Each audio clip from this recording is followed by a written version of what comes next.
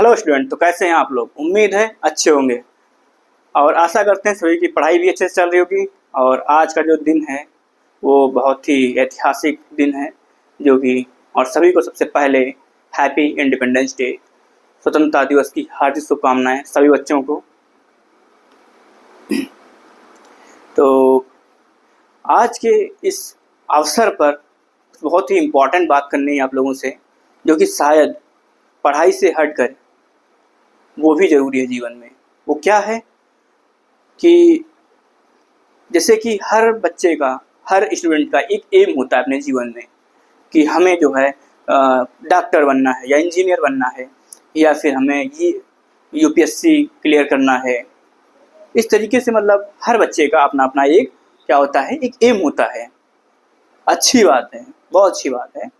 Doctor बनूं, engineer बनूं, IAS PCS बनूं, जो बनना है बनूं, लेकिन एक चीज़ हमेशा ध्यान रखो, चाहे किसी फील्ड में चले जाओ, वो क्या है, चाहे आप आईएएस बनो, चाहे पीसीएस बनो, चाहे डॉक्टर इंजीनियर बनो, लेकिन आप सबसे पहले आप क्या हैं, भारतीय हैं।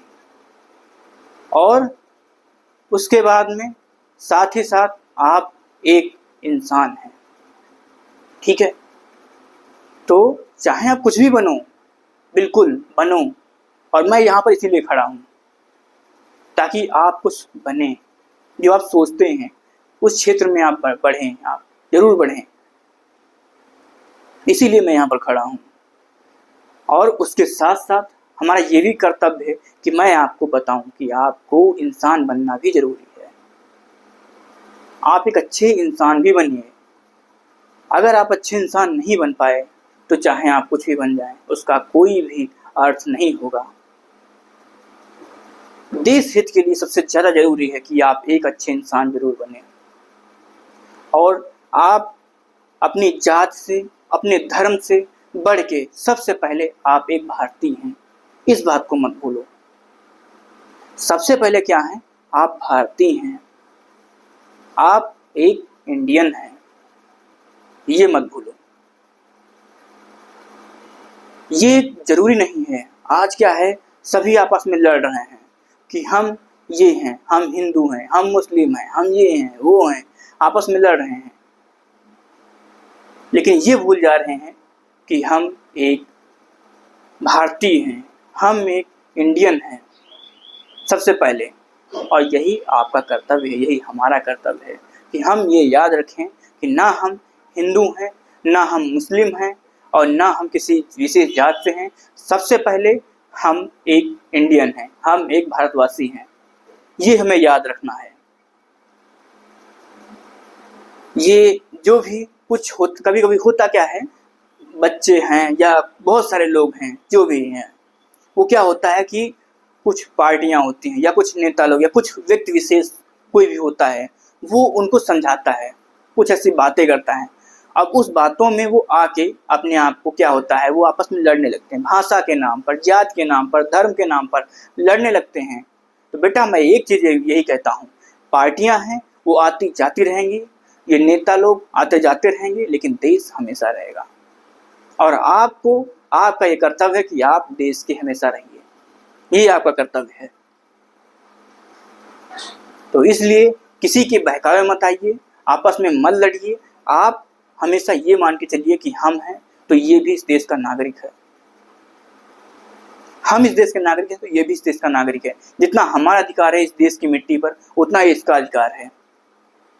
इसलिए क्या है, हम कोई जात से नहीं, कोई धर्म से नहीं, सबसे पहले हम एक भारतवासी हैं। इस चीज को मत भूलो कभी भी, क्योंकि अगर आप इस चक्कर में पड़ गए, ये जात धर्म के नाम पर पड़ गए, तो हमेशा लड़ते रहेंगे आप। और ये समझिए, आप फिर जो इस देश को चाहिए आप वो नहीं दे सकते हैं। और हमें, आपको मैं बताता हूँ, हमें बहुत अच्छा लगा कब, जब ये जिस टाइम ये पहलगाम में अटैक हुआ था, वो लोग क्या किए थे, बेसिकली आतंकी लोग क्या किए थे, वो लोग ऐसा नहीं खाली गोली चलाए थे, ऐसा नहीं था वहाँ पर कि खाली कुछ लोगों को जो है वहाँ पर गोली चला दी और वो जो है वो शहीद हो गए, ऐसा नहीं था। वो लोग एक और गोली चलाए थे, वो थी नफरत की। वो लोग आए यहाँ देश में और आके वो लोग नफरत की गोली चलाए थे, क्योंकि उनको भी पता था कि इस देश में यहाँ पर आपस में लड़ रहे हैं, यहाँ पर धर्म के नाम पर लड़ रहे हैं, जात के नाम पर लड़ रहे हैं। उनको भी पता था कि अगर हम छोटी सी केवल इसमें आग तो वहाँ पर जली रही है, उसमें से अगर थोड़ा सा हम घी उसमें डाल देते हैं तो वो जो है आग पूरी तरह से पकड़ लेगी। उनको पता था ये। लेकिन हमें क्या अच्छा लगा, हमें ये अच्छा लगा कि उस समय पर जब उन्होंने ऐसा किया था तो उस समय पर सभी भारतीय एक हो गए थे और एक साथ खड़े हो गए थे कि नहीं, हम एक हैं, हम आपस में चाहे लड़े झगड़े चाहे कुछ भी करें, लेकिन आपका मंसूबे को कामयाब नहीं होने देंगे हम। ये घर की बात है, हम लड़ाई करेंगे, झगड़ा करेंगे, कुछ भी करेंगे यहाँ पर, लेकिन आप जो चाहते हैं वो नहीं होने देंगे हम। मुझे बहुत अच्छी बात लगी ये देश की।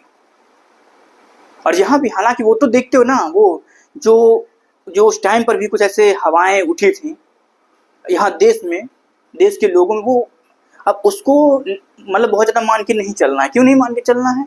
ये वायरस हर देश में होते हैं, इंडिया की बात नहीं है, भारत की बात नहीं है, ये हर देश में ऐसे वायरस होते हैं। ऐसे क्या है कि वो लोग जब आए यहाँ पे और अटैक किए थे तो यहाँ के बहुत सारे लोग, ये मीडिया भी दिखा रही थी कि उन्होंने जात नहीं पूछी, धर्म पूछा, या व्यक्ति विशेष लोग ऐसे जो है वो भी व्हाट्सएप स्टेटस लगाना शुरू कर दिए थे, जात नहीं पूछी, धर्म पूछा। तो वायरस ये हर जगह होते हैं और उन्होंने मतलब कुछ ऐसे लोग थे वो पूरी कोशिश किए थे उसको हवा देने की, लेकिन हम सभी लोग क्या हुए, यूनाइटेड हो गए। और सबसे अच्छी बात रही जिस वजह से आज भारत देश है। ये चीज़ है और यही चाहिए देश को। जब जरूरत पड़ेगी तो हम एक साथ खड़े होंगे। हम ना तो हिंदू हैं ना मुस्लिम हैं, हम सबसे पहले जो हैं वो हैं भारतवासी हैं। हम कोई नहीं हैं, ना किसी कास्ट से बिलोंग करते हैं। सबसे पहले हमारा फर्ज ये है कि हम एक भारतवासी हैं, हमारा फर्ज यही है। और देश के लिए फर्ज हमारा जो है वो यही है कि हम कोई भी नहीं है, हम एक इंडियन हैं। जब जरूरत पड़ेगी देश को तो हम एक साथ खड़े होंगे। और ये सबको, हमारे साथ में सभी स्टूडेंट को शपथ लेनी है कि जब जरूरत पड़ेगी देश को तो हम एक साथ में खड़े होंगे। ऐसे कोई भी आगे चलिए, कोई भी आतंकवादी इस तरीके से आएगा और वो अपने मंसूबों को इस तरीके से इसमें अप्लाई करने की कोशिश करेगा, हम उसको इसी तरीके से नाकाम करेंगे। एक साथ एकता दिखाते हुए नाकाम करेंगे इसी तरीके से हम। तो इसलिए चाहे कोई पार्टी हो, किसी की बात नहीं माननी है, हमें सोचना है कि हमारे देश के लिए क्या अच्छा है और क्या बुरा है, और हमारे लिए क्या अच्छा है ये जरूर सोचना जरूरी है, और उस तरीके से हम काम करेंगे। मैं एक बार आपकी एक बहुत अच्छी कहानी सुनाता हूँ आपको, अपने पुराने दिनों की कहानी सुनाता हूँ। जब मैं तैयारी कर रहा था, 2020 की बात है, जिस टाइम पर ये नोटबंदी हुई थी। तो उस टाइम पर क्या था कि मैं उस टाइम लखनऊ में था और प्रिपरेशन कर रहा था, नीट की प्रिपरेशन कर रहा था। तो हुआ क्या था कि एक हमारे बहुत खास मित्र थे, हमारे बहुत ही खास मित्र थे। मैं गया कि मैंने अपने घर पे पहले अपने घर पे कहा मेरे पास पैसा नहीं था उस टाइम पर, ना पैसा था ना ही मैं खाना खुद से बनाता था। तो उस टाइम पर क्या, ना तो गैस थी ना पैसा था। पैसा होता मैं गैस डलवा लेता कहीं पर और खाना बना लेता, ना तो पैसा था हमारे पास जो कि गैस डलवा लें, या तो मैं कहीं बाहर खा लेता, वो भी नहीं था। अब मैं अपने घर पे बोला कि पैसे भेज दो, तो यहाँ से हमारे वहाँ पिताजी वो गए पैसे डालने के लिए। तो वहाँ पर बैंक में बहुत लंबी लाइनें लगती थी, आप सबको पता है, बहुत लंबी लाइन लगती थी बैंक में। तो टाइम पर पैसा पड़ नहीं पाया। जब पढ़ नहीं पाया तो अब हम वहाँ जब कोचिंग से आए, मैं ऑफलाइन कोचिंग कर रहा था लखनऊ में, जब वहाँ से आया फिर हमारे वहाँ पिताजी ने बताया कि भैया आप पैसा नहीं पढ़ पाया है, कोई आपके अगर दोस्त हों या फिर जो आपके मकान मालिक हों उनसे आप पैसे ले लो, बाद में दे देना, कल डाल देंगे आपको पैसे, हम भेज देंगे। तो फिर हमने कहा चलो कोई बात नहीं है। हमने क्या किया, जो हमारे दोस्त थे, जो फ्रेंड थे हमारे साथ में, तो वो क्या था कि उससे मैंने कहा कि भैया एक काम करो, आप जो है हमको 500 रुपये दे दो और बाद में आप हमसे जो है कल तक हमारा काम चल जाएगा, और आप हमसे कल ले लेना, हमारे पैसे कल पड़ जाएंगे। तो उसने हमको क्या जवाब दिया पता है? उसने हमको यही कहा कि भैया हमारे पास 500 रुपये हैं, आपको हम कहाँ से दें 500 रुपये, हम नहीं दे पाएंगे। जबकि हमारा बहुत खास दोस्त था, बहुत खास मित्र था। हमने कहा चलो कोई बात नहीं। बहुत हमको हालांकि थोड़ा बुरा लगा कि वो चाहता तो काम चलाने के लिए उसमें से 300 रुपये दे सकता था या 200 रुपये दे सकता था कि चलो कोई बात नहीं, ठीक है आप अपना काम चला लो, कल तो पैसे वैसे भी दे दोगे। उसने हमको नहीं दिया पैसे। हमने कहा चलो कोई बात नहीं है। तो अब वही एक जरिया था हमारे पास में, और क्योंकि हमारी आदत नहीं है किसी से पैसे मांगने की या किसी से कुछ मांगने की, हमारी आदत नहीं है। जितना होगा उतने में ही हम काम चला लेते हैं, या तो हम कुछ करके अपने तरीके से उसको हम पैसे इकट्ठा करेंगे, ऐसी वो चीज़ लाएंगे। हमें आदत नहीं मांगनी, इसलिए मैंने किसी और से कहा भी नहीं। वो हमारा फ्रेंड था इसलिए मैंने उससे कह दिया, वो भी हमको पैसे दिया नहीं। अब हुआ क्या, मैं आके लेट गया, करीब 4 बज रहा था, 4 नहीं वो मतलब शायद हाँ 5-6 बज रहा था, कहीं 6 बज रहा था शाम का। सुबह केवल चाय पी के गया था कोचिंग, और शाम का 6 बज रहा था, खाना भी नहीं खाया था। अब बस लेटा था, सोच रहा था कि अब मतलब कैसे काम चलेगा, ये सोच रहा था। तब तक एक बगल में एक लड़का रहता था, और वो पता क्या था, वो मुझसे कभी बोलता नहीं था, क्योंकि मेरी आदत रही है कि मैं जहाँ पर रहता हूँ वहाँ पर किसी से ऐसे बहुत ज़्यादा फ्रेंडशिप नहीं करता हूँ। मैं बस अकेले में मगन रहता हूँ, बहुत ज़्यादा फ्रेंडशिप वगैरह नहीं चक्कर में नहीं पड़ता हूँ कि हाँ मैं जहाँ रहा हूँ वो उससे बात कर लूँ, उससे बात कर लूँ, वो भी नहीं मेरे अंदर है। मैं तो वो आया, देखा वो दरवाज़ा खुला था थोड़ा सा, तो उसने देखा कि मतलब लेटे हुए हैं, तो उसने भाई क्या हुआ, तो मैंने कहा कुछ नहीं। तो कहा बताओ तो क्या हुआ। वो आया था बेसिकली, वो अपना जो जॉब करता था, तो आया था और फिर हमसे पूछा, और आके कहीं से कहीं जा रहा था। वो आया वहाँ से कहीं जा रहा था, तब ज़्यादा टाइम मुझे देख लिया वो कि ये पड़े हैं ये। तो भाई क्या हुआ पूछने लगा, तो हमने कहा यार हुआ कुछ नहीं है, बस मैं थोड़ा से थक गया हूँ। उसको बताया नहीं क्या हुआ है, तो बताओ तो क्या हुआ है, हो सकता है भाई बताओगे तो हो सकता है मैं कुछ सोल्यूशन दे दूँ आपको। तो हमने कहा कि यार कुछ नहीं हुआ है, तो 2-3 बार पूछा, फिर हमने कहा चलो बता ही देते हैं, इतना पूछ रहा है। तो हमने कहा भाई यार हुआ कुछ नहीं है, भूख बहुत तेज़ से हमारी लगी हुई है, सुबह खाना भी नहीं खाए थे, चाय पी के चले गए थे, और पैसे भी नहीं हमारे पास में हैं, और गैस भी नहीं है। गैस होती तो खाना बना ही लेते हम, गैस भी नहीं है। तो उसने सोचा, उसने हमसे कहा कि अच्छा 2 मिनट रुको, हमको बोला कि 2 मिनट रुको, तो हमने कहा ठीक है। वो पता नहीं कहाँ से जाके कहीं से पैसे ला के हमको मांग के बंदे ने दिया हमें।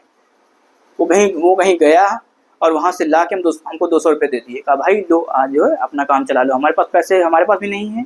उसने हमसे कहा कि हमारे पास भी पैसे नहीं हैं और आप जो अपना काम चला लो। तो फिर हमने कहा चलो कोई बात नहीं, हमने कहा थैंक यू भाई। और पता कौन था वो, अगर मैं कैटेगरी की बात करूँ तो एससी था, जो आज आपस में लड़ते हो इस वजह से कि ये ऊंच है नीच है।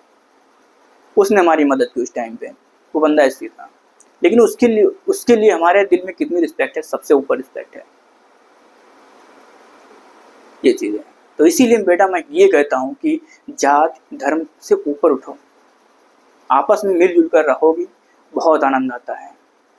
हमारे फ्रेंड सर्कल में बहुत सारे लोग हैं और हर कैटेगरी से लोग हैं, और साथ में एक साथ बैठते हैं, चाय पीते हैं, बहुत आनंद आता है। तो वो मैं उसको कभी नहीं भूल सकता हूँ, और कभी उसको ज़रूरत पड़ेगी तो मैं उसके लिए भी हमेशा खड़ा रहूँगा। इसलिए मैं कहता हूँ ये सब जात विशेष से ऊपर उठो, ये सब बहुत छोटी चीज़ें हैं और सब ये पॉलिटिकल चीज़ें हैं, इनसे बहुत ऊपर उठो। मुद्दे आपके ये नहीं हैं, धर्म जात ये मुद्दे नहीं हैं।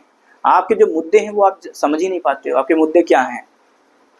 जब आप वोट करते हो तो आपको ये नहीं पता आपको वोट का अधिकार क्या है, आपको यही नहीं पता होता है। वोट का अधिकार इसलिए नहीं होता है कि धर्म विशेष के लिए आप वोट दे रहे हैं।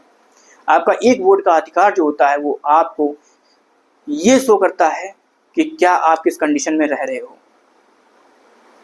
उस वोट का मतलब ये होता है कि आपके जेब में पैसा रह रहा है कि नहीं रह रहा है, आप या आपके बच्चे कैसे किस एजुकेशन लेके पढ़ रहे हैं, कौन तरह की एजुकेशन आपको मिल रही है, क्या आप अपने बच्चों को अच्छी शिक्षा दिला पा रहे हैं या आप खुद अच्छी शिक्षा पा रहे हैं। ये वोट का मतलब होता है। जिस सड़क पे आप चल रहे हैं वो कैसी सड़क है, ये एक वोट का मतलब होता है। आप रह रहे हैं जहाँ पर, वहाँ कैसा पानी है, वहाँ कैसी जगह है, वहाँ की बिजली के क्या कंडीशन है, कैसा डेवलपमेंट है, ये एक वोट का मतलब होता है। और जब भी आपके सामने कोई भी इस तरीके से नेता मंत्री कोई भी आए आपको वोट मांगने के लिए, सबसे पहले आप उससे एक सवाल करिए सभी लोग मिलके कि क्या आप हमारे लिए ये सारी चीज़ों को उपलब्ध करा सकते हैं, वो भी एक सही तरीके से, सारी चीज़ों को अच्छे से उपलब्ध करा सकते हैं। और जब आप ऐसे पूछेंगे तो जरूर ही डेवलपमेंट होगा। अगर वो मंत्री नहीं भी चाह रहा है तब भी उसको करना पड़ेगा ऐसा, क्योंकि उसको पता है कि अगर हम ये करेंगे नहीं तो हमको वोट नहीं मिलेगा, इसलिए उसको मजबूरी रहेगी उसके सामने। तो ये आपके एक वोट का अधिकार होता है जानने का कि क्या हमारे लिए ये एक वोट से क्या हमारा एजुकेशन सिस्टम अच्छा हो सकता है, या हमारे लिए अच्छी सड़कें मिल सकती हैं। क्योंकि भाई आप जब टैक्स भर रहे हो डबल ट्रिपल, तो आपका अधिकार भी है जानने का कि इस वोट से हमें कुछ मिलेगा कि नहीं मिलेगा हमको, ये चीज़ है। तो अगली बार जब आप वोट करना तो इतना सोच समझ के करना, ठीक है। तो इसलिए लास्ट लाइन यही है कि सब लोग मिलजुल कर रहें और एक साथ रहें और अच्छे से पढ़ाई करें और एक दूसरे की मदद करें, तभी देश आगे निकलेगा। और सबसे पहले आप भारतवासी बन के रहें, एक इंडियन बन के रहें, ठीक है। चलो आज जो है अभी इससे पहले लेक्चर में जो है कहाँ तक पढ़ाए थे, फंजाई के बारे में कुछ शुरुआत में उसके फीचर वगैरह बताए थे आपको, ठीक है। तो एक सेकेंड,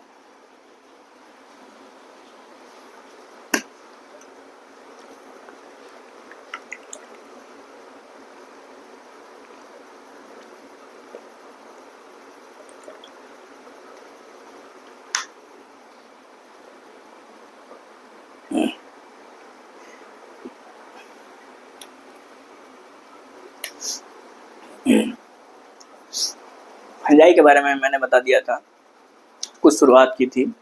जैसे कि ये अगर न्यूट्रिशन की बात करते हैं तो ये कहाँ इसका न्यूट्रिशन हेटेरोट्रॉफिक न्यूट्रिशन होता है। अभी न्यूट्रिशन तो आज पढ़ाएंगे हालांकि, लेकिन इसके बारे में कहाँ पाई जाती है, हैबिटाट के बारे में मैंने बताया था, हैबिटाट के बारे में बताया था, स्ट्रक्चर के बारे में बताया था। हैबिटाट जैसे कि ये वार्म जो प्लेसेस होते हैं, ह्यूमिड प्लेसेस, ठीक है, वहाँ पर पाई जाती हैं, जैसे नम वाले स्थानों पर पाई जाती है ये, ठीक है। और जो है अगर आप बात करते हैं स्ट्रक्चर की, तो सबसे पहले एक धागे जैसा इसमें स्ट्रक्चर दिखाई पड़ता है, कुछ ऐसा मैंने बताया था आपको, कुछ ऐसा स्ट्रक्चर दिखाई पड़ता है ऐसे। इसको क्या बोलते हैं, इसको बोलेंगे हाइफी, ठीक है। इसको क्या बोलेंगे, हाइफी बोलते हैं इसको। एक जो सिंगल ये धागा होता है, थ्रेड होता है, इसको हम क्या बोलते हैं, इसको हम बोलेंगे हाइफी। और उसके बाद मैंने बताया था कि यही कहीं हाइफी से मिल कैसे, ये कहीं से हाइफी मिल करके एक नेटवर्क बना लेते हैं। इसको क्या बोलते हैं हम, माइसीलियम बोलते हैं इसको क्या बोलेंगे, माइसीलियम बोलते हैं, ठीक है। इतना मैंने बताया था स्ट्रक्चर के बारे में। उसके बाद में फिर जो है यही कुछ हाइफी क्या होती हैं, जब कहीं सपोज मान के चलो यहाँ पर कुछ ऐसे ब्रेड या ऐसा कुछ पड़ा होता है तो उस पर ये माइसीलियम ग्रो करता है, ठीक है। तब क्या होता है, यही क्या होते हैं, धीरे धीरे डाइजेस्ट होने लगता है, ये एंजाइम बाहर निकालेगा, ठीक है। तो ये क्या होगा, ये ऑर्गेनिक मैटर में, सॉल्युबल ऑर्गेनिक मैटर में ये कन्वर्ट होने लगेगा। ये जो भी मतलब यहाँ पर पड़ा है ब्रेड वगैरह, तो ये क्या है, सॉल्युबल ऑर्गेनिक मैटर में कन्वर्ट होने लगेगा। तब क्या होगा, जब ये डाइजेस्ट होने लगेगा तब क्या होता है कि ये जो फंजाई है ये क्या करेगी, यही हाइफी में से क्या करेंगे, इससे फ्रूटिंग बॉडी से बना लेती हैं इससे, ठीक है। ये कुछ हाइफी जो होंगे इससे फ्रूटिंग बॉडी से बना लेती हैं। अब जो ये फ्रूटिंग बॉडी बनाएंगी ये, ठीक है, अब जो फ्रूटिंग बॉडी बनाएंगी इसके ऊपर क्या होता है, ऐसे स्पोर लगेंगे, ऐसे स्पोर, ठीक। फ्रूटिंग बॉडी के ऊपर क्या होता है, इसके टिप पर स्पोर लगेंगे और यही स्पोर क्या होते हैं, अगली जगह से चले जाते हैं यही, ठीक है। यही जो होते हैं स्पोर कहीं ऐसे अगली जगह चले जाएंगे ऐसे, और यहाँ पर जाके फिर से हाइफी, एक नया हाइफी तैयार कर देते हैं। तो इस तरीके से लाइफ साइकिल चलती रहती है इनकी, ठीक है। यहाँ तक मैंने आपको बता दिया था। उसके बाद में फिर जो है अब आज जो है शुरू करते हैं, क्या शुरू करना है हमको, आज शुरू करना है, बताना है कि सेलवाल, बेसिकली सेलवाल रह गया था। और उसके बाद में न्यूट्रिशन के बारे में कुछ बातें करनी है, और न्यूट्रिशन के बाद में इनमें किस तरीके से रिप्रोडक्शन पाया जाता है वो आपको बताना है, ठीक है। तो अगर हम सेलवाल की बात करते हैं तो ये आपको पता होगा, एनसीईआरटी में लिखा है कि ये जो इनकी सेलवाल होती है वो काहे की होती है, काइटिन की होती है। और जो काइटिन होती है वो होमोपॉलीमर होता है, किसका होता है, एन एस्टाइल ग्लूकोसामीन का होमोपॉलीमर होता है ये, ठीक है। काइटिन एंड पॉलीसेकेराइड ये क्या होता है, कंपोनेंट होते हैं इसकी सेल वॉल के, ठीक है, जो कि सेल वॉल में पाए जाते हैं, काइटिन और पॉलीसेकेराइड पाए जाते हैं, ठीक है। और एक बार और हम आपको बताते हैं, कभी कभी पूछ लिया जाता है इसलिए बता रहे हैं आपको, जो काइटिन होता है वो होमोपॉलीमर होता है, किसका होता है, एन एस्टाइल ग्लूकोसामीन का ये होमोपॉलीमर होता है, ठीक है। अब इसके बाद में क्या होता है, इसमें रिजर्व फूड मटेरियल क्या होता है, तो रिजर्व फूड मटेरियल की अगर हम बात करते हैं तो इसमें ऑयल एंड क्या पाया जाता है, ग्लाइकोजन पाया जाता है, इसमें है रिजर्व फूड मटेरियल क्या पाया जाता है, ऑयल एंड ग्लाइकोजन पाया जाता है, ठीक है। अब अगर बात करते हैं इसमें रिप्रोडक्शन की बात करते हैं, नहीं इससे पहले रिजर्व फूड मटेरियल के बाद में न्यूट्रिशन ले लेते हैं, ठीक है। अगर न्यूट्रिशन की बात करते हैं तो न्यूट्रिशन जो होता है इसमें 3 तरीके से होता है, एनसीईआरटी में दे रखा है 3 तरीके से न्यूट्रिशन होता है इसमें। सबसे पहले अगर हम बात करते हैं तो वो कैसा होता है, सेप्रोफाइट होता है, सेप्रोट्रॉफिक न्यूट्रिशन होता है। सेप्रोट्रॉफिक न्यूट्रिशन आप कई बार पढ़ा चुके हैं, लिविंग वर्ल्ड में पढ़ाया था, उसके बाद फिर अभी यहाँ पर भी आपको पढ़ाया था, इससे पहले जब पढ़ाए थे क्या बायोलॉजिकल क्लासिफिकेशन में, जब आपको पढ़ाए थे क्या मुनरा पढ़ाए थे, तो वहाँ पर सेप्रोट्रॉफिक न्यूट्रिशन बताए थे आपको। बेसिकली डेड ऑर्गेनिक मैटर पर ये क्या करते हैं, ग्रो करते हैं, ठीक है। तो वहाँ पर क्या होंगे, जो डेड ऑर्गेनिक मैटर होता है उसको सॉल्युबल ऑर्गेनिक मैटर में कन्वर्ट कर लेते हैं और वहाँ से फीड कर लेते हैं, ठीक है। अब आता है पैरासिटिक फार्म इनकी होती है फंजाई की। अब जो पैरासिटिक फार्म होती है वो क्या होता है, वो जो लिविंग ऑर्गेनिज्म होते हैं, लिविंग ऑर्गेनिज्म उनके ऊपर ये जो होते हैं फीड करते हैं, लिविंग ऑर्गेनिज्म के ऊपर रहते हैं, ठीक है, वहाँ से न्यूट्रिशन ले लेते हैं। और उसके बाद में अगला जो होता है वो होता है सिम्बायोटिक, ठीक है। अगर हम सिम्बायोटिक की बात करते हैं तो सिम्बायोटिक में अगर ये एसोसिएशन शो करते हैं किसके साथ में, ये एसोसिएशन शो करेंगे एल्गी के साथ में, जो एल्गी होती है उसके साथ में जब ये एसोसिएशन शो करेंगे तो उसको बोलते हैं लाइकेन, ठीक है। जब एल्गी के साथ में एक साथ रहेंगे ये जाएंगे तो उसको बोलते हैं लाइकेन, ठीक है। लाइकेन में क्या होता है, एल्गी जो होती है वो इनको क्या करती है, फूड प्रोवाइड करती है, किसको, फंजाई को। फंजाई को क्या करेगी, ये फूड प्रोवाइड कराती है, कौन, एल्गी, ठीक है। और उसके बाद में जो फंजाई होती है वो इसको क्या शेल्टर प्रोवाइड कराती है, मिनरल प्रोवाइड कराती है फंजाई, किसको, किसको, एल्गी को प्रोवाइड कराती है फंजाई। ये एल्गी को न्यूट्रिशन प्रोवाइड कराएगी, मिनरल, और उसके बाद शेल्टर प्रोवाइड कराती है, ठीक है। इस तरीके से ये जब दोनों का एसोसिएशन होता है फंजाई का और एल्गी का, तब क्या बनता है, लाइकेन बनता है, ठीक है। अब आते हैं अगर एसोसिएशन हो रहा है किसमें, रूट ऑफ हायर प्लांट, जो हायर प्लांट होते हैं उनमें अगर एसोसिएशन हो रहा है तो उसको हम बोलते हैं माइकोराइजा, उसे क्या बोलेंगे, माइकोराइजा बोलते हैं फंजाई। और जब रूट ऑफ हायर प्लांट के बीच में एसोसिएशन होता है उसको, ठीक है। तो इस तरीके से ये 3 टाइप के न्यूट्रिशन हो जाते हैं फंजाई में। अब आते हैं इसके बाद में आते हैं किसमें, रिप्रोडक्शन में, ठीक है। अगर हम रिप्रोडक्शन की बात करते हैं तो रिप्रोडक्शन इसमें 3 तरीके से होता है। एक सेकेंड, गर्मी लग रही है।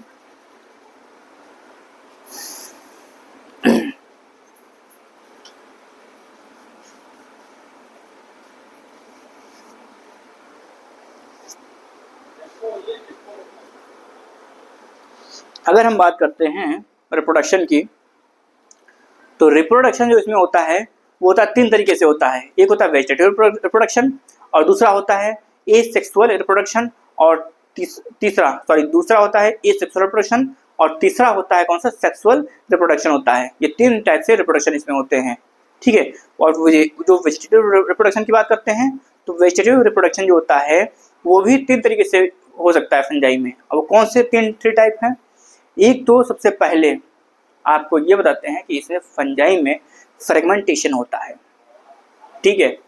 सबसे पहले फंजाई में एनसीईआरटी में देखोगे फ्रेगमेंटेशन, फिजन एंड बडिंग दे रखा है, ठीक है। तो यहाँ पर क्या है, फ्रेगमेंटेशन में जनरली होता क्या है, जो फ्रेगमेंटेशन होता है उसमें क्या है कि जो हाइफी है, हाइफी उसके फ्रेगमेंट बन जाते हैं, ठीक है। जब उसके फ्रेगमेंट बन जाएंगे हाइफी के तो वो हर एक फ्रेगमेंट क्या होता है, एक नई हाइफी तैयार कर लेता है, उसको बोलते हैं फ्रेगमेंटेशन बोलते हैं, ठीक है। अब फ्रेगमेंटेशन के बाद में अगर फिजन की बात करते हैं तो फिजन जो होता है बेसिकली क्या होता है, फिजन में एक जो सेल होती है, एक चीज और आपको बताते हैं, फ्रेगमेंटेशन जो होता है वो मल्टी सेलुलर में पाया जाता है, जो मल्टी सेलुलर फंजाई होती हैं उनमें पाया जाता है फ्रेगमेंटेशन। लेकिन अगर हम फिजन और बडिंग की बात करते हैं तो ये दोनों होते हैं किसमें, यूनिसेलुलर फॉर्म में पाए जाते हैं। जो यूनिसेलुलर फॉर्म होती है फंजाई की, जैसे यीस्ट है, तो उसमें पाए जाते हैं ये फिजन में, फिजन और बडिंग। फिजन में बेसिकली होता क्या है, जो सिंगल सेल होती है, सपोज यीस्ट है, जो यीस्ट, ठीक है, वो क्या करेगा, वो डिवाइड कर दी जाएगी और वो क्या करेगी, डॉटर सेल में कन्वर्ट हो जाएगी। जो सिंगल सेल है ये, वो क्या करेगी, डॉटर सेल में कन्वर्ट हो जाएगी, ठीक है। तो इस तरीके से फिजन बन जाता है, इस तरीके से फिजन होता है, ठीक है। और फिर आते हैं बडिंग में। बडिंग में क्या होता है कि जैसे कि ये यीस्ट है यार, ये क्या है, ऐसे ही यीस्ट है, ठीक, ऐसे यीस्ट है, ये पेरेंटल यीस्ट है, और यहाँ पर एक बड बन जाती है, ऐसे ऐसे बड बन गई यहाँ पर, ठीक है, ये बड बन गई है, ये यीस्ट है, ये बड बन गई। अब क्या होगा कि ये बड जो है ऐसे ये अलग हो जाएगी, ये पेरेंटल यीस्ट है ये, ठीक, मेरे को इसको सही कर देते हैं, ठीक है। तो ये क्या है, ये पेरेंटल यीस्ट है ये, और ये छोटी सी एक बड ये अलग हो जाएगी, यहाँ पर छोटी सी बड ये अलग हो जाएगी। अब ये एक नई यीस्ट बना लेगी। इस तरीके से बडिंग होती है, ये भी यूनिसेलुलर फॉर्म में पाया जाता है, ठीक है। यीस्ट क्या है, यूनिसेलुलर है, ये क्या है कि यूनिक है, यीस्ट है, जो कि पूरे फंजाई में केवल यीस्ट जो होती है वो यूनिसेलुलर होती है, ठीक। वैसे क्या होते हैं, मल्टीसेलुलर होती है फंजाई, हेटेरोट्रॉफिक होती है, यूकैरियोट्स हैं ये, ठीक है। तो ये आपका होगा वेजिटेटिव रिप्रोडक्शन। इसके बाद में आते हैं एसेक्सुअल रिप्रोडक्शन की बात करते हैं। अब जब एसेक्सुअल जो रिप्रोडक्शन होता है वो बनता है स्पोर के थ्रू होता है, ठीक, उसमें स्पोर बनते हैं। एसेक्सुअल रिप्रोडक्शन में क्या होता है, उसमें स्पोर बनते हैं। स्पोर जो होते हैं वो डिफरेंट टाइप के स्पोर होते हैं, ठीक है, डिफरेंट टाइप के स्पोर होते हैं, डिफरेंट टाइप के स्पोर बनते हैं। और जो सेक्सुअल रिप्रोडक्शन होता है वो तो आपको पता है, फिर आगे सेक्सुअल रिप्रोडक्शन कैसे होता है, उसमें मल्टीपल हाइफी जो होती हैं उसमें डिवीजन होता है, ठीक है, म्यूसिस होती है। तो आप सबसे पहले आपको हम बताते हैं यहाँ पर क्या रहेगा था उस दिन, कहाँ से शुरुआत करनी है, सेल वॉल से, ठीक है, सेल वॉल से शुरुआत करनी है, ये सेल वॉल से शुरुआत करनी है।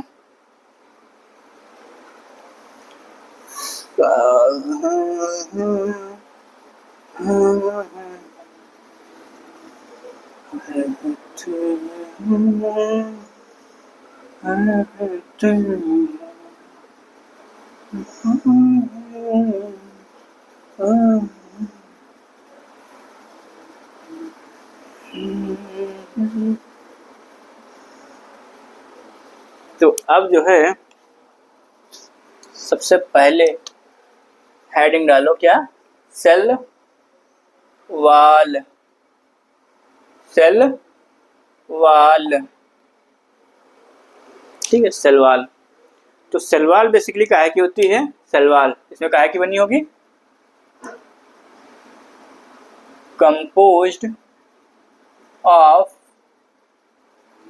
काइटिन एंड, और काहे की होगी, composed of chitin and polysaccharide, ठीक है, ये पूछा जाता है एग्जाम में, इसको याद रखो, ठीक, कि जो सेल वॉल होती है फंजाई की उसमें क्या क्या पाया जाता है। अब बच्चे को क्या याद रहता है, खाली काइटिन याद रहता है, यही याद रहता है बच्चे को है, किसमें मतलब इसकी सेल वॉल काइटिन की पाई जाती है। लेकिन उसमें एक चीज और होता है, उसमें देखो क्वेश्चन कैसे बन सकता है, ठीक है, क्वेश्चन का तरीका क्या होता है, क्वेश्चन का तरीका ये होता है, जैसे कि ये होता है क्वेश्चन का तरीका ये होता है, एक सेकेंड, अरे यार गिरो मत भाई, तो आइटम गिनने लगता है। जैसे कि fungi, oh sorry, cell wall of fungi, ठीक है, तो यहीं देख लेते हैं ऐसे क्वेश्चन कैसे बनता है। देखो, cell wall of fungi composed of, ठीक है, cell wall of fungi composed of, ठीक है, तो ये क्वेश्चन है। अब इसका एक आपको ये दे दिए कि ऐसे काइटिन, दूसरा आपको दे दिए बी काइटिन एंड पॉलीसैकेराइड, तीसरा आपको ये दे दिए कुछ ऐसे आपको दे दिए कि आपको सपोज दे दिए पॉलीसैकेराइड हो गया, ठीक है, और मान के चलो ऐसे दे रहे हैं नन ऑफ दीज, ऐसे दे दिए आपको, एक कोई और बना लीजिए आप अपने हिसाब से, ठीक है। तो इसमें बताइए अब कौन सा सही होगा, यहाँ पर आंसर पता कौन सा सही होगा। अगर आप देखो, अगर आप यहाँ पर ये लगा रहे हैं ए वाला लगा रहे हैं, अगर आप, ये गलत हो जाएगा, ठीक है। अगर साथ में पॉलीसैकेराइड दे रखा है तो गलत हो जाएगा, ठीक है। यहाँ पर सपोज लिख लो ऐसे, फोर्थ वाला पॉलीसैकेराइड,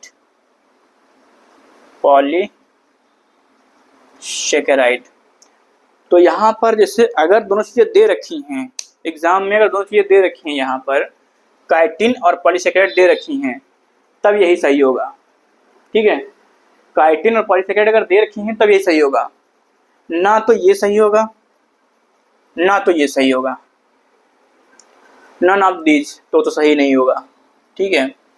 तो ये आपका सही हो जाएगा, काइटिन एंड पॉलीसैकेराइड, ठीक। दोनों अगर दोनों दे रखा है, कभी कभी एग्जाम में ऐसे भी दे रखा होता है कि ये पॉलीसैकेराइड नहीं दे रखा होता है, ठीक है, खाली काइटिन दे रखा होता है, और किसी भी ऑप्शन में पॉलीसैकेराइड नहीं है। जब किसी भी ऑप्शन में पॉलीसैकेराइड अगर नहीं है तब ये काइटिन आपका सही हो जाएगा, ये तब सही हो जाएगा काइटिन। ये अगर पॉलीसैकेराइड किसी भी ऑप्शन में नहीं दे रखा है तब काइटिन यहाँ पर सही हो जाएगा। फंजाई की जो सेल वॉल पे काइटिन की बनी होती है तभी सही हो जाएगा।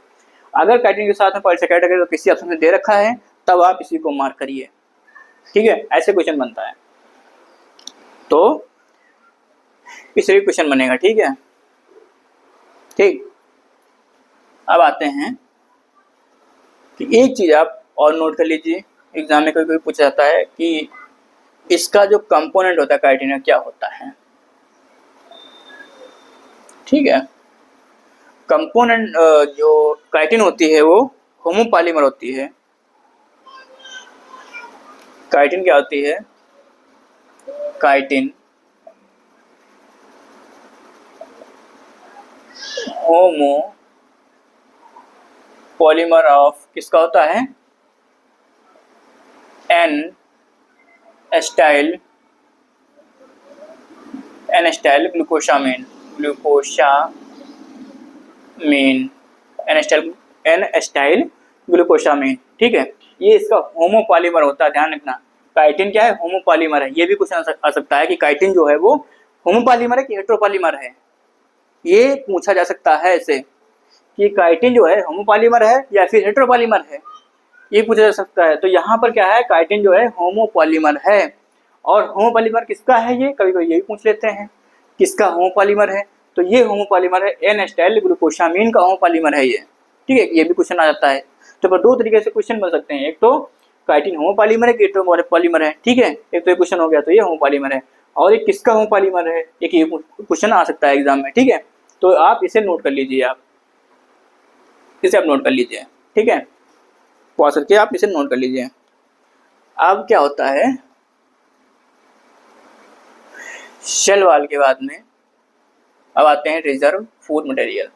देखिए आपको क्या है कि हम वो आपको बताते हैं जिस तरीके से क्वेश्चन आते हैं एग्जाम में, कि कितने टाइप से क्वेश्चन बन सकता है। एक लाइन लिखेंगे हो सकता है उसमें 3 क्वेश्चन हो, ऐसे इसी तरीके से तो क्वेश्चन बनता है। एनसीईआरटी आप पढ़ोगे अच्छी बात है, लाइन टू लाइन पढ़ डालोगे अच्छी बात है, लेकिन क्या उस तरीके से एग्जामिनर पूछता है, नहीं पूछता है। लाइन तो एनसीईआरटी से ही आएंगी, लेकिन कितनी तरीके से उनको तोड़ मरोड़ के पूछता है वो सब आपको यहाँ मिलेगा, वो आपको टीचर बताएगा किस तरीके से क्वेश्चन पूछा जा सकता है, ठीक है। तो इस चीज को बिल्कुल फोकस्ड रहिए, जो यहाँ पर पढ़ा रहे एकदम फोकस्ड रहिए, ठीक है। अब आते हैं reserve food material. Reserved food material. अब रिजर्व फूड मटेरियल इसमें क्या मिलता है? अपने लोगों में क्या है रिजर्व फूड मटेरियल, पता है आप लोगों को? अपने लोगों में क्या है? ग्लाइकोजन। ठीक, इसी तरीके से इनमें भी ग्लाइकोजन रिजर्व फूड मटेरियल में भी होता है। इसमें क्या होगा? ऑयल एंड का साइन है, ठीक है, ऑयल एंड ग्लाइकोजन, ठीक, इस चीज को आप ध्यान रखिए। ये इनका रिजर्व फूड मटेरियल है, ऑयल एंड ग्लाइकोजन। ठीक, ये इनका रिजर्व फूड मटेरियल है। आप इसको नोट कर लीजिए आप। तब तक हम पानी पी लेते हैं थोड़ा, आज प्यास भी अच्छी खासी लग रही है।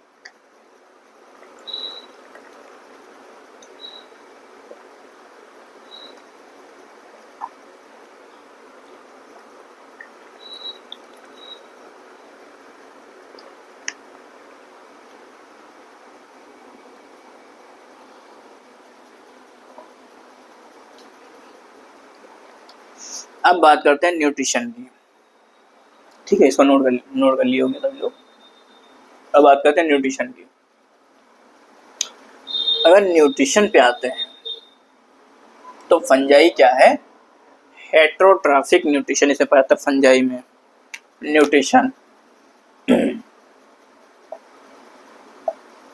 न्यूट्रिशन जो होता है इसमें कैसा होता है? हेट्रोट्रॉफिक। कैसा होगा?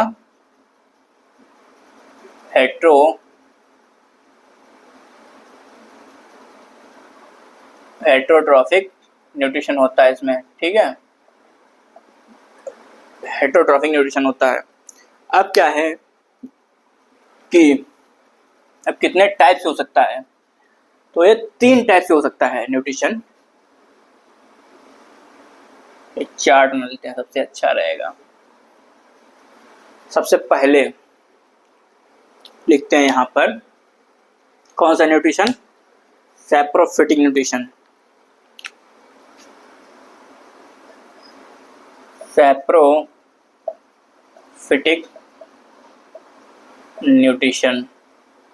और दूसरा आता है पैरासिटिक।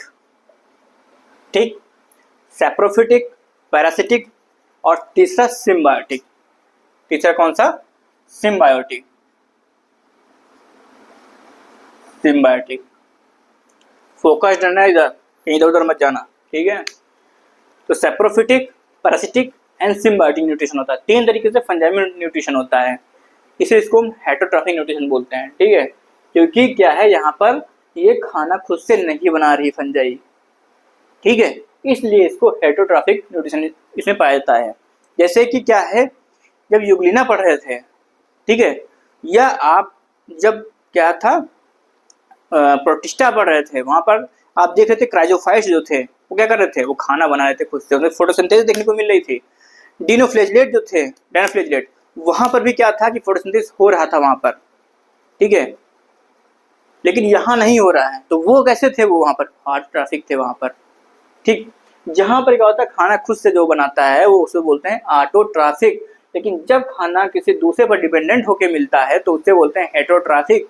तो यहाँ पर क्या है, सैप्रोफिटिक में क्या होता है, जब यहाँ पर फंजाई क्या करती है, यहाँ पर डेड ऑर्गेनिक मैटर, जो डेड ऑर्गेनिज्म होता है उसको क्या करती है, ये सॉल्युबल ऑर्गेनिक मैटर में कन्वर्ट कर लेती है और तब फीड करती है। ठीक है, इसी तरीके से पैरासिटिक फॉर्म में जो लिविंग ऑर्गेनिज्म होते हैं उनके ऊपर ये रह के मतलब फीड करती है। ठीक है, सिम्बायोटिक में क्या करती है, एसोसिएशन शो करती है किसके साथ में?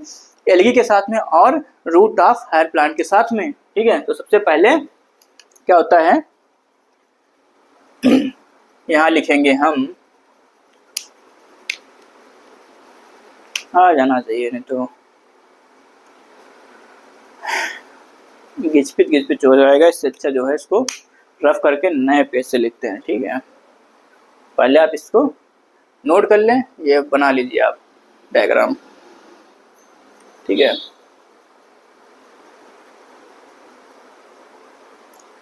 तो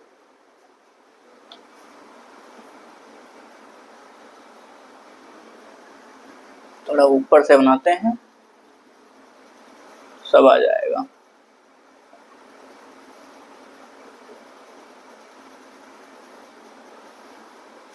डायग्राम बनाने से क्या होता है, जैसे कुछ फ्लो चार्ट वगैरह बना है, उससे ये होता है कि आसानी से याद कर सकते हैं, आसानी से याद कर सकते हैं, बहुत जल्दी दिमाग में छप जाता है ना। तो जब आप किसी फिगर को देखते हो तो बहुत जल्दी दिमाग में बैठ जाता है, इसीलिए क्या होता है फिगर से पढ़ाई करने में ज़्यादा मज़ा आता है, ज़्यादा दिमाग में बैठता है। फिगर है, फ्लो चार्ट है, चार्ट आप 2-3 बार अपने रफ पर बना लो, जैसे आपको नहीं याद हो रहा है तो क्या है, कोई चार्ट है उसको आप रफ पर बना लो 2-3 बार, वो आपके दिमाग में बैठ जाती है सारी चीज़ें। इसीलिए बेसिकली कुछ चीज़ें होती हैं वो हम चार्ट से आपको बताते हैं, ठीक है। तो यहाँ पर सेप्रोफिटिक, ठीक है, ये सेप्रोफिटिक होते हैं, ठीक है।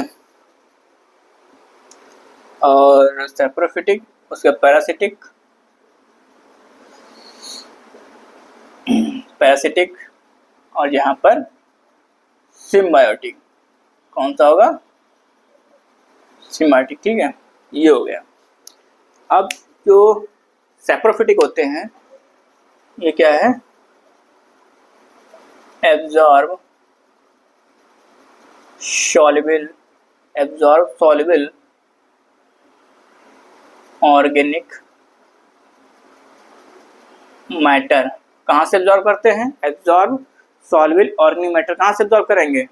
फ्रॉम डेड ऑर्गेनिज्म, ठीक है। डेड मैटर भी लिख सकते हो, ठीक है, डेड ऑर्गेनिक सबस्ट्रेट भी लिख सकते हो, कुछ भी लिख लो यहाँ पर, dead organism, dead organic matter, dead, इस तरीके से आप लिख सकते हो, ठीक। तो वहां पर क्या होता है कि ये फंजाई ग्रो कर जाते हैं वहां पर ये, ठीक है। यहाँ पर आप सबस्ट्रेट कर लो, ज़्यादा अच्छा लगेगा।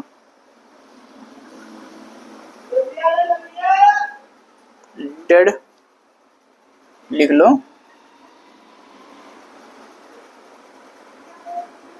डेड ऑर्गेनिक सबस्ट्रेट ज़्यादा अच्छा लगेगा, है कि नहीं? ऑर्गेनिज्म से अपेक्षा सबस्ट्रेट ज़्यादा अच्छा लगेगा, डेड ऑर्गेनिक सबस्ट्रेट, ठीक।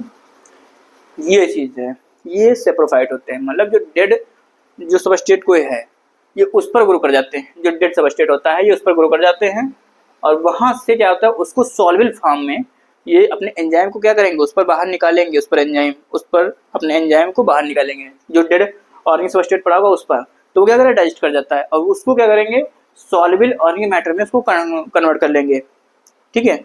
वो जब सॉल्युबल ऑर्गेनिक मैटर में कन्वर्ट हो जाता है तो तब उसको क्या करेंगे, ये एब्जॉर्ब कर लेते हैं ये फंजाई। इस तरीके से इनमें डाइजेशन होता है, ठीक। उसके बाद में पैरासिटिक फॉर्म में क्या होता है, ये लिविंग ऑर्गेनिज्म के, ठीक है, ये लिविंग ऑर्गेनिज्म के ऊपर रहते हैं। अब वो प्लांट भी हो सकता है, एनिमल भी हो सकता है, ठीक है।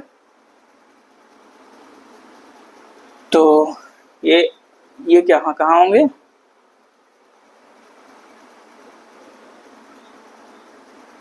डिपेंड, इस पर डिपेंड ऑन लिविंग, ठीक है, living, depend on living plant and animal.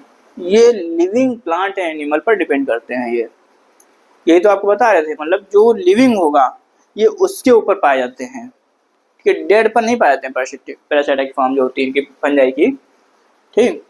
अब सिम्बायोटिक क्या करता है, ये एसोसिएशन शो करते हैं, एसोसिएशन शो करेंगे,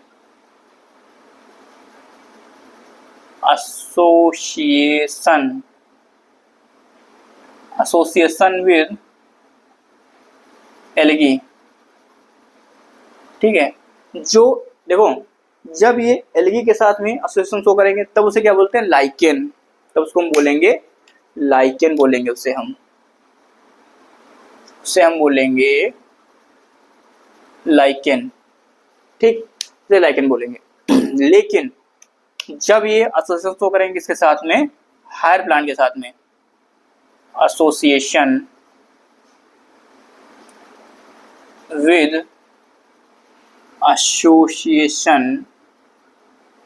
विद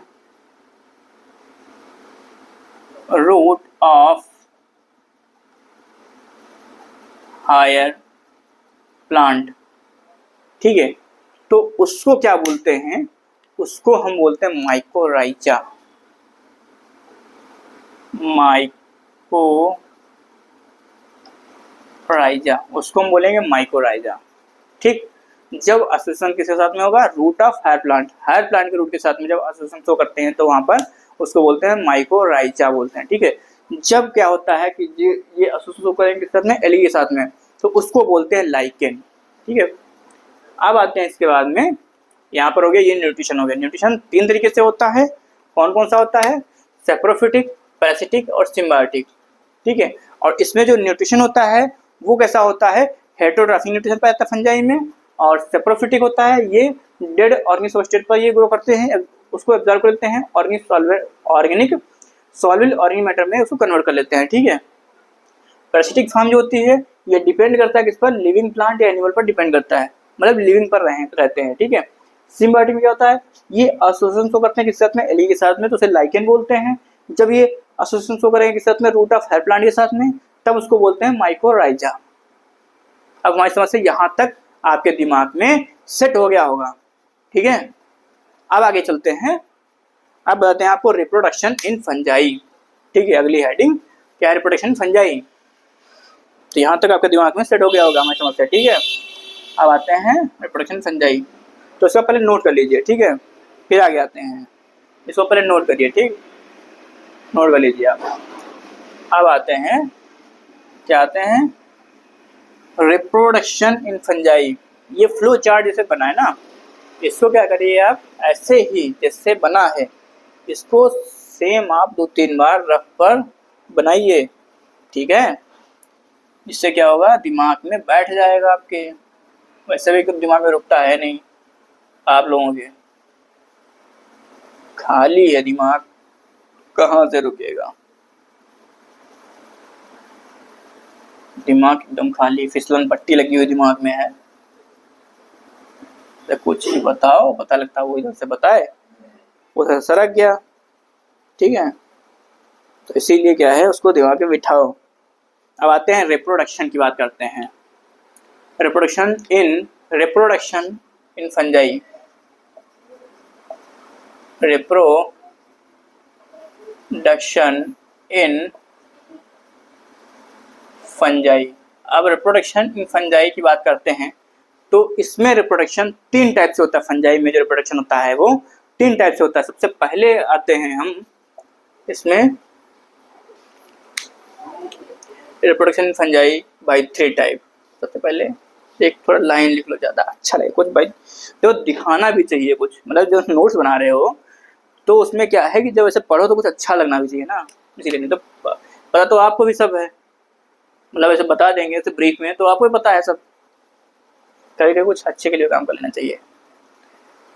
तो reproduction fungi, reproduction in fungi by 3 type, fungi 3 type, अरे यार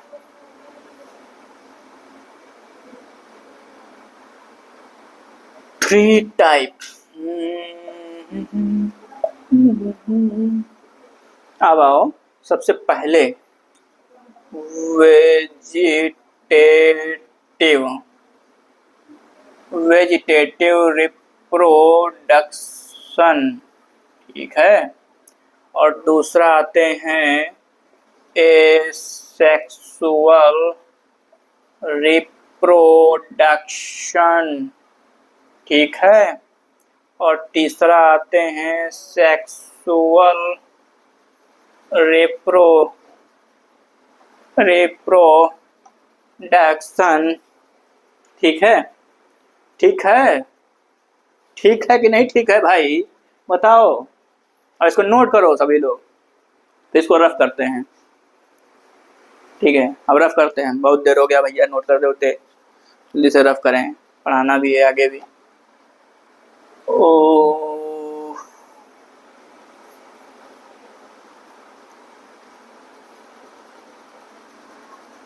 तो भैया लड्डू उड्डू मिला कि नहीं सबको? लड्डू मिला कि नहीं मिला? मिला होगा हमारी समझ से लड्डू। अब हम तो घर ही पर बैठे रहते हैं, बस यही सब करते रहते हैं, यही सब।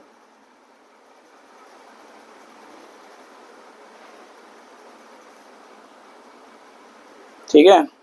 अब आते हैं सबसे पहले नंबर 1 कौन सा था? Vegetative reproduction. अब वेजिटेटिव रिप्रोडक्शन जो होता है ये भी 3 टाइप से होता है। आपको मैंने बताया था ना कि वेजिटेटिव रिप्रोडक्शन होता है, ये भी 3 टाइप से होता है। तो ये भी 3 टाइप से होगा। कौन कौन सा होगा?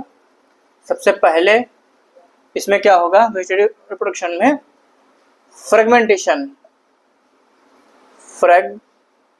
फ्रेगमेंटेशन। दूसरा बी लिख लो, एक तो ऊपर लिखे ही हैं यार, सो बी लिख लो, ज़्यादा अच्छा है। राइटिंग समझ में तो आ ही रही होगी, इतना तो बुद्धिमान हो गए, जानते हैं बुद्धिमान बहुत हो। फिजन, फ्रेगमेंटेशन, फिजन और सी बडिंग। ठीक है, ये क्या है? फ्रेगमेंटेशन, फिजन और बडिंग, 3 तरीके से वेजिटेटिव रिप्रोडक्शन इसमें होगा। ठीक, अब सबसे पहले आते हैं फ्रेगमेंटेशन। ठीक है, सबसे पहले आते हैं फ्रेगमेंटेशन पर। तो यहाँ पर इसको पहले रफ करते हैं। अब रफ तो करना पड़ेगा भैया, स्मार्ट बोर्ड तो है नहीं ऐसे ऐसे क्लिक किया फटाक से अगले पेज पे पहुँच गए, है कि नहीं? रफ तो करना पड़ेगा, ये में टाइम जाता है। रफ करो फिर लिखो, रफ करो फिर लिखो, ये में टाइम जाता है। अब स्मार्ट बोर्ड होता है, इसमें स्लाइडें बनी होती हैं, बस खाली इसमें समझाते चले जाओ, कुछ थोड़ा बहुत ऐसे फिगर वगैरह बना दो। जितनी देर पता लगा 1 घंटे में जो यहाँ पर जितना पढ़ाते हैं, ठीक है, तो उतना पता लगा वहाँ आधे घंटे में काम हो जाएगा। 1.5 घंटे में जितना पढ़ाते हैं तो वहाँ 1 घंटे में काम हो जाएगा। टाइम बहुत बच जाता है इसमें, लेकिन क्या ही करें भैया, गरीब इंसान है।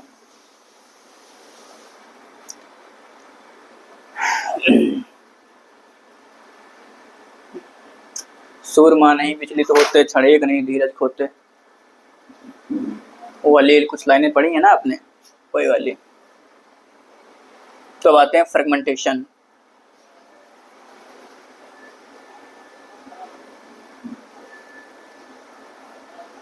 सबसे पहले फ्रेगमेंटेशन, सबसे पहले आते हैं फ्रेगमेंटेशन। सबसे पहली हेडिंग डालते हैं फ्रेगमेंटेशन।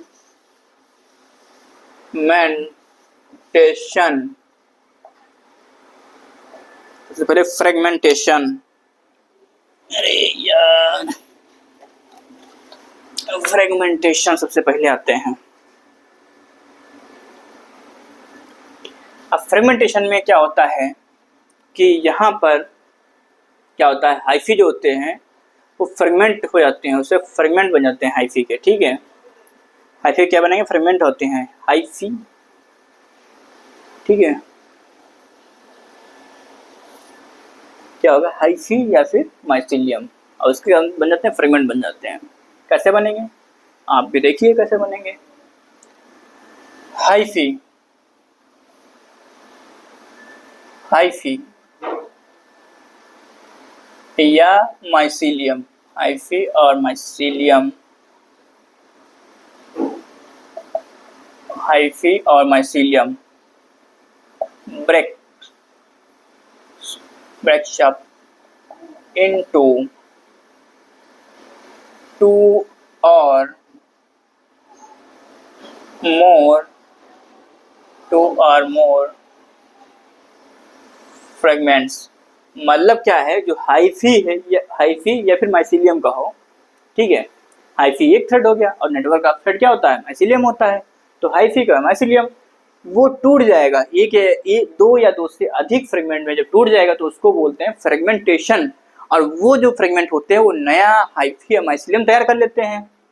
ठीक है, तो अब ये किस में पाया था? बेसिकली अकर्स, ये लिख सकते हो occurs in multicellular form, multi cellular form मतलब जो मल्टी सेलुलर फॉर्म होती है फंजाई की, ये उसमें पाया जाएगा फर्मेंटेशन। अब कैसे होता है भाई, कैसे होता है, कैसे होता है, एक दो पेन और ले लेते हैं, मजा आएगा तभी। मजा नहीं आ रहा है, कुछ मजा नहीं आ रहा है। हमारे मित्र एक दो कहा करते थे मजा नहीं आ रहा है पढ़ने में। एक हमारे मित्र थे एक हमारे मित्र थे, ठीक है। अब वो क्या करता था भाई, उसको बहाने चाहिए थे पढ़ाई ना करने के। पढ़ाई क्या होता था कि जैसे अब पढ़ रहे हैं, ठीक है, वो कहता है यार ये बुक नहीं हमारे पास में है, ये वाली, इसीलिए जो है सिलेक्शन हो नहीं रहा है, ये बुक ले आते हैं। और जब तक वो बुक आ नहीं जाती, ठीक है, तब तक वो ढंग से पढ़ाई नहीं करता। और फिर वो बार बार आता है, फिर अखिलेश भाई चलो यार बुक लेके आते हैं, चलो यार बुक लेके आते हैं, ठीक। जब तक पढ़ाई वो जो है, जब तक वो बुक आ नहीं जाती तब तक नहीं पढ़ाई करता, तब तो बस ऐसे ही बार बार आता, कहता यार पढ़ाई हो नहीं पा रही इसके बगैर। जब तक क्वेश्चन लगाएंगे तो कैसे सिलेक्शन होगा। उसके फिर जो है उसको क्वालिटी गिनाता आता उसके उस बुक के बारे में सबको कि जो है जब तक अगर ये बुक लगाएंगे नहीं तो कैसे सिलेक्शन होगा, फिर पढ़ाई नहीं करता। और इसी तरीके से कुछ चीज़ें और भी हैं, ठीक है। जैसे कि क्या है कि कभी कभी होता था कि यार ये स्टडी टेबल है, अगर स्टडी टेबल नहीं होगी तो बैठते नहीं बनेगा, ठीक है, ये भी इम्पोर्टेंट है पढ़ाई में। चलो ये लेते चल के हैं, इसके बाद पढ़ाई नहीं हो पाएगी, इस पर बैठ के पढ़ोगी उतना दिमाग में अच्छा फंसेगा, तो उसके फिर फीचर गिनाता था। तो ऐसे करके क्या होता था, हमें कुछ याद आ गया ना वो बातें, ये कुछ चीज़ें होती हैं जो ना पढ़ाई करने के रीज़न होते हैं। ऐसा नहीं कि स्टडी टेबल के बगैर पढ़ाई नहीं हो पाएगी, या फिर उस वो जो बुक है प्रॉपर उसके बगैर जो है सिलेक्शन नहीं होगा। कोई जरूरी नहीं कि हर वो बुक हर बच्चे के पास में हो जो भी सेलेक्ट होते हैं, ठीक है। लेकिन होता क्या है, एक रीजन होता है कि इसके बगैर नहीं हो पाएगा, तो वो ऐसे रीजन निकालता था ऐसे चीज़ों में। लेकिन हाँ मतलब क्या है, वो सारी बातें बस याद करने की बातें हैं, अच्छा भी लगता था तो वही बातें याद आ गई, ठीक है। तो ऐसा मत करना भाई, सभी लोग जिस तरीके से हो कोशिश करना उसमें पढ़ने की, कि हाँ इसके बगैर कुछ नहीं हो पाएगा, इसके बगैर पढ़ाई नहीं हो पाएगी, इसके बगैर सिलेक्शन नहीं हो पाएगा, तो ऐसा मत कुछ करना और प्रॉपर पढ़ाई करना, ठीक। तो अब आते हैं, सबसे पहले क्या है, ये है हाइफी। ये क्या है, हाइफी। ये ऐसे हाइफी है, ऐसे ये हाइफी है, ठीक है, ये ऐसे हाइफी है। और ये क्या है, न्यूक्लियस है, ऐसे, ये ऐसे न्यूक्लियस इसमें है। अब क्या होता है, ये क्या करेंगे, इसके फ्रेगमेंट बन जाएंगे, जैसे कि एक यहाँ से फ्रेगमेंट बन गया, एक यहाँ से इसका फ्रेगमेंट बन गया ऐसे, ठीक है, ये इसके फ्रेगमेंट बन गए। अब क्या होगा, यही फ्रेगमेंट जो होते हैं 3 फ्रेगमेंट में हो गई, ये एक हाइफी जो थी ये 3 फ्रेगमेंट बन गए, एक ये ऐसे बन गया फ्रेगमेंट, एक ये ऐसे फ्रेगमेंट बन गया, एक ये ऐसे फ्रेगमेंट बन गया, ठीक है, ऐसे कुछ बना लो, ठीक है, अपने हिसाब से एडजस्ट कर लो, मतलब वही फ्रेगमेंट है ये, इतना ध्यान रखो, ये वही फ्रेगमेंट है। ये न्यूक्लियस है इसके, ये इसके न्यूक्लियस हैं। अब ये क्या होगा, न्यू हाइफी में कन्वर्ट हो जाएंगे, ये किसमें आ जाएंगे, न्यू हाइफी में। ये क्या है, हाइफी है,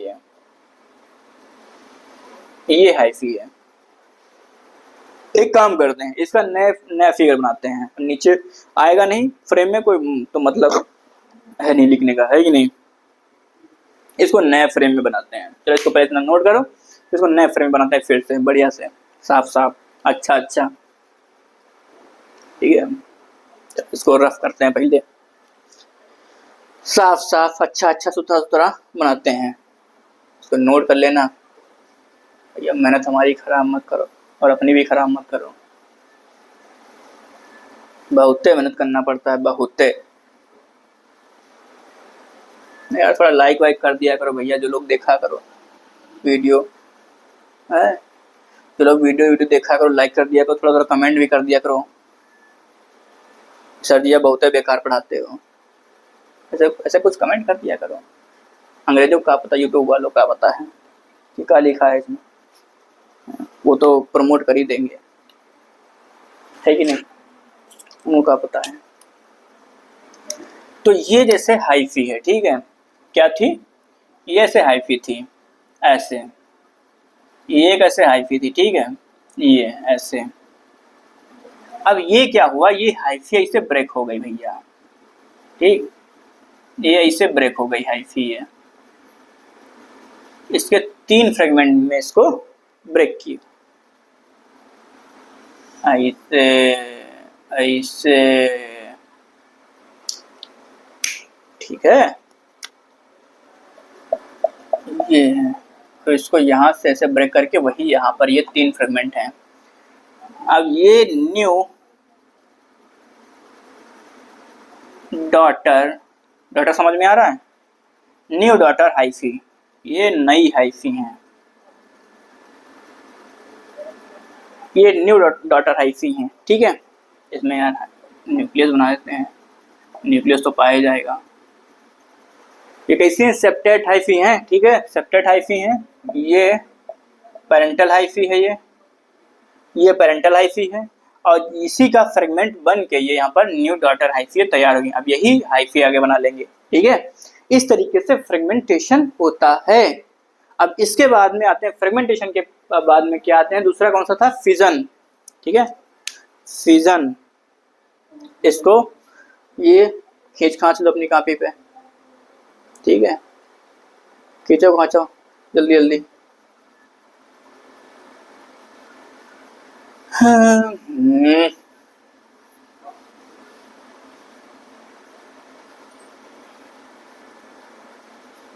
कहाँ पहले सोचे थे कि चलो डॉक्टर बनते हैं, फिर दिमाग में कुछ आया चलो मास्टर बनते हैं। डॉक्टर बनते आराम से बैठे होते कुर्सी पे, देख रहे होते,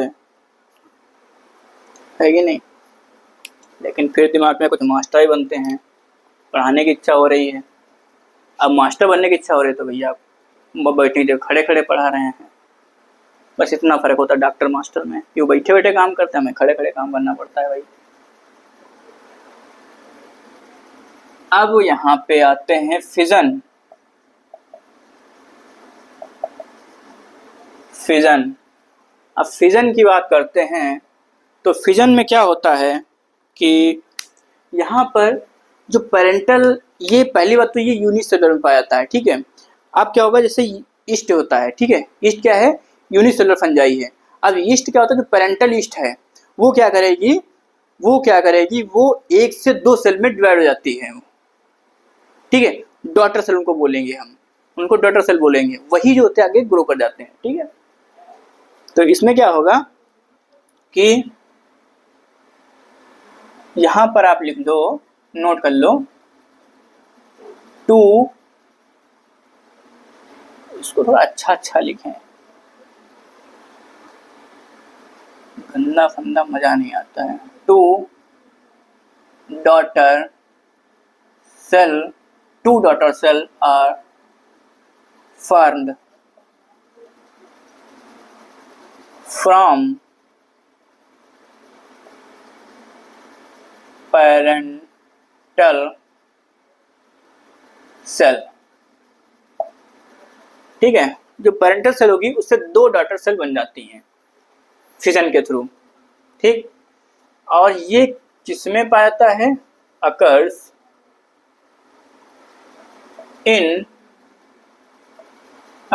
इन यूनिसेलुलर फॉर्म,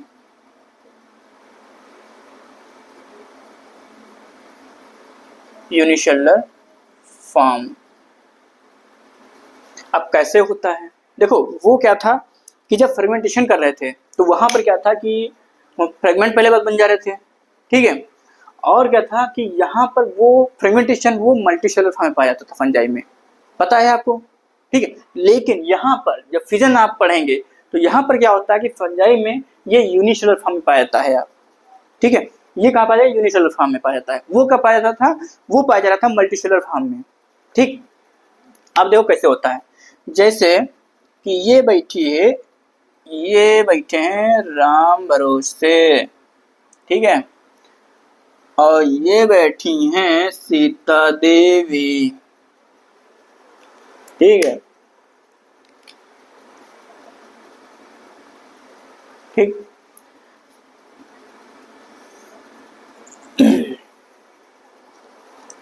अब क्या होगा कि ये देखो, ये है यीस्ट, पेरेंटल यीस्ट, ठीक।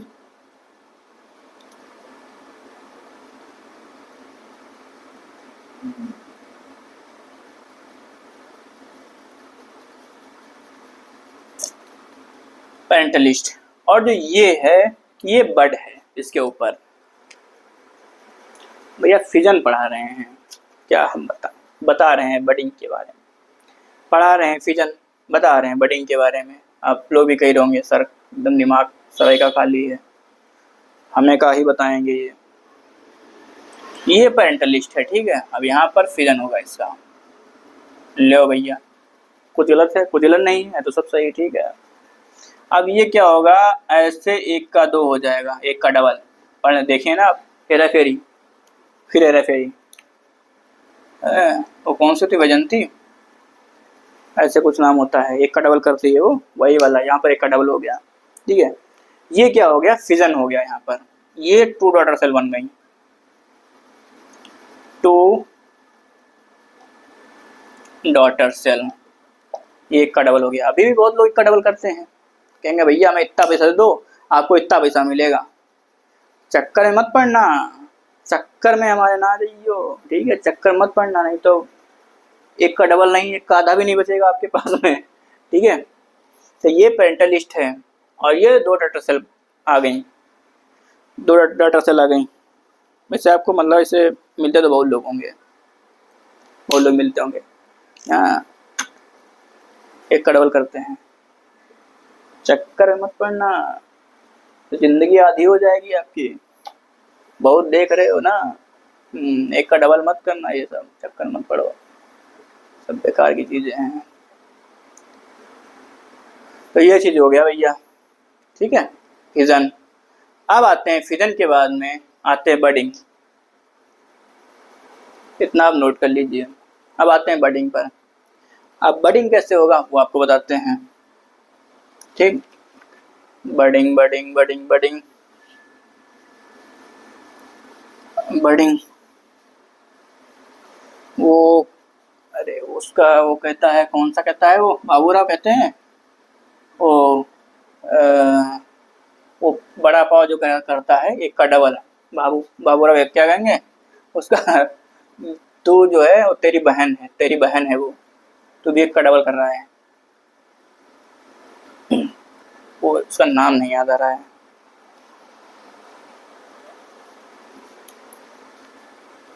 बडिंग, ठीक है, बडिंग।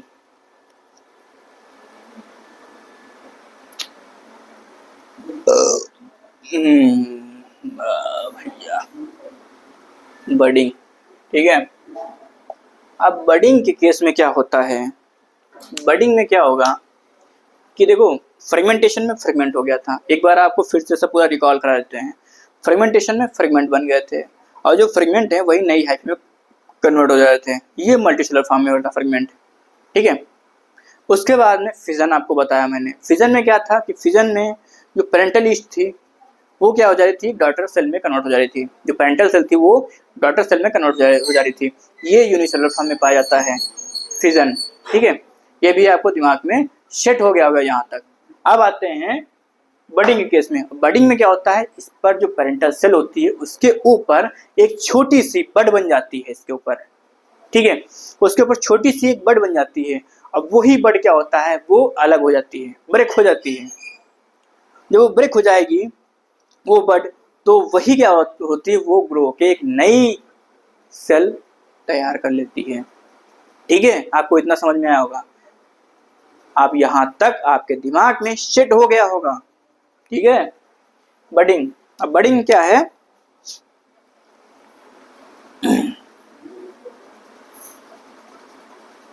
बड बन जाती है इसके ऊपर, bud is formed, bud is formed which, जो कि मतलब इसमें जो बड बनी है, which breaks from parental cell, parental cell, ठीक है, ये ब्रेक हो जाएगी और ये नई सेल बना लेती है, ठीक है। और ये किस में पाया जाएगा? यूनिसेलुलर फॉर्म में, occurs in unicellular form. Fission किसमें, फ्रेगमेंटेशन किसमें पाया जा रहा था? मल्टीसेलुलर फॉर्म में। फिजन किसमें पाया जा रहा था? यूनिसेलुलर फॉर्म में। बडिंग किसमें पाया जाएगा? यूनिसेलुलर फॉर्म में, ठीक है। Occurs in unicellular form, occurs in unicellular form, ये यूनिसेलुलर फॉर्म में पाया जाता है, ठीक है। अब कैसे होगा कि जैसे कि ये क्या है, ये क्या है? पेरेंटल सेल है। अब इसके ऊपर क्या है? ये छोटी सी बड बन गई, ठीक है। ये है न्यूक्लियस, ठीक, ये पेरेंटल सेल है, पेरेंटल सेल। ये क्या है? बड है, ये बड है। अब क्या होगा? इसमें बडिंग होगी। अब इसमें बडिंग होगी। बडिंग होगी क्या होता है कि ये जो पेरेंटल सेल है ये ऐसे, और ये बड अलग हो जाएगी ऐसे। तो ये पेरेंटल सेल हो गई और ये बड अलग हो गई। अब ये बड ही क्या करेगी? नया सेल तैयार कर लेगी ये ग्रो करके, ठीक। इस तरीके से क्या होता है? ये बडिंग होती है ये, ठीक है। इसको एक बार और रिकॉल कराते हैं। ये क्या है? पेरेंटल सेल है, इसके ऊपर छोटी सी बड बन गई। अब ये बड क्या होगी? ये ब्रेक हो जाएगी, यहाँ से ब्रेक होके अलग हो जाएगी, पेरेंटल सेल अलग हो जाएगी, बड अलग हो जाएगी। बड क्या होगा? नए सेल में कन्वर्ट हो जाएगी, नए सेल में कन्वर्ट हो जाएगी। इस तरीके से एक नया ईस्ट बन जाता है। ये यूनिसेलुलर में पाया जाता है। यूनिसेलुलर कौन सी है? ईस्ट है, ठीक है, ठीक। तो हमारी समस्या यहाँ तक आपको समझ में आ गया होगा, इसका वेजिटेटिव रिप्रोडक्शन। अब इसके बाद में आते हैं क्या? एसेक्सुअल रिप्रोडक्शन, ठीक। ये हो गया वेजिटेटिव रिप्रोडक्शन। इसके बाद में एसेक्सुअल रिप्रोडक्शन। अब एक चीज आपको और बता दें, जो ये वेजिटेटिव रिप्रोडक्शन है, ये भी एक प्रकार का एसेक्सुअल रिप्रोडक्शन होता है, ठीक है। एक नोट डाल के लिख लो, हालांकि टाइम हो रहा है तो हमारी समझ से कि एसेक्सुअल रिप्रोडक्शन अब अगली बार में पढ़ाते हैं, वो अगली बार में बताते हैं, ठीक है। चलो इसको नोट कर लो, एक और आपको नोट डलवा देते हैं।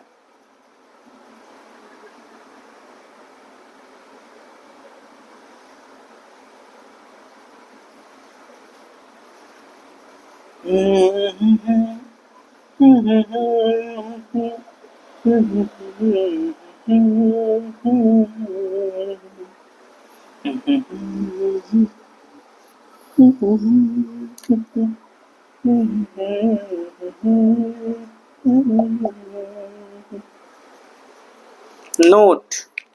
अब नोट में क्या है कि vegetative reproduction is type of asexual reproduction, asexual reproduction, ठीक है। इसको आप नोट कर लीजिए।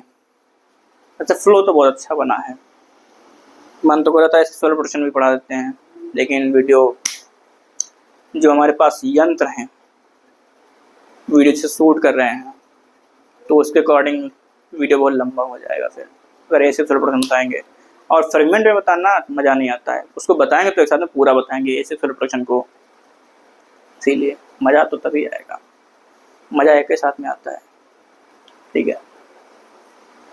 चलो आप इसको नोट कर लो और उसके बाद में फिर जो है अगले टर्न पे आपको बताते हैं एसेक्सुअल रिप्रोडक्शन, ठीक है। और फिर से आपको स्वतंत्रता दिवस की हार्दिक शुभकामनाएं। और सभी लोग एक साथ रहिए, मिलजुल कर रहिए। और जो है सबसे पहले हम कौन हैं? भारतवासी। जय हिंद।